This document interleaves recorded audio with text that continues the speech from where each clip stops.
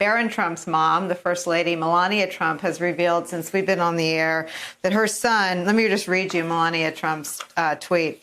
To all of you who have reached out, thank you. Here's my personal experience with COVID. She confirms that she was positive, has now tested negative. She also confirms that her son, Barron, had tested positive and is now testing negative. She says this about her own son. Luckily, quote, luckily he's a strong teenager and exhibited no symptoms. So, Matt Miller, to the closing argument that the vice president has landed on, that he has abdicated his responsibility to protect you. And I want to play how he directed that directly to seniors.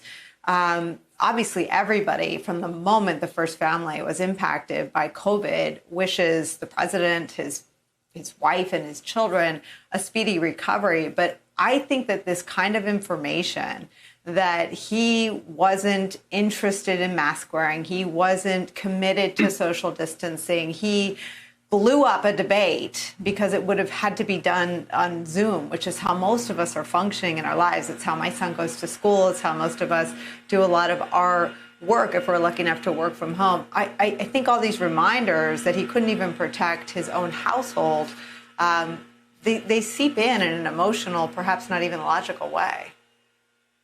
I agree, and I'm very glad to hear that the First Lady and their son have both recovered. I think all of us as parents, the one thing that has been somewhat reassuring throughout this pandemic is that it doesn't seem to affect children in the way it does adults. And with respect to the president, I think you're absolutely right, and I think when you hear the president, when you see him not willing to wear a mask, and you see him not willing to do a debate if it's remote, the way that all of us have gotten used to living our lives, it just goes to show how out of touch he is with everything that every other American is going through. The same thing is true with you, I think, with that clip you played of him asking, suburban women to like him.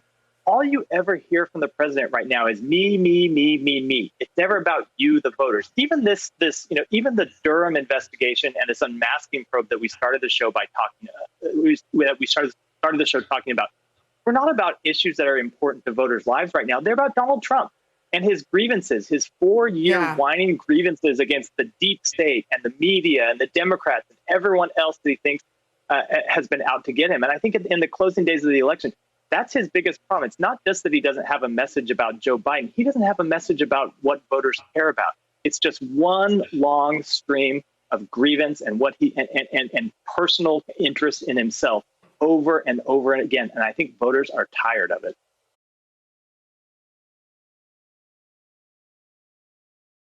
Hey there, I'm Chris Hayes from MSNBC. Thanks for watching MSNBC on YouTube. If you want to keep up to date with the videos we're putting out, you can click subscribe just below me or click over on this list to see lots of other great videos.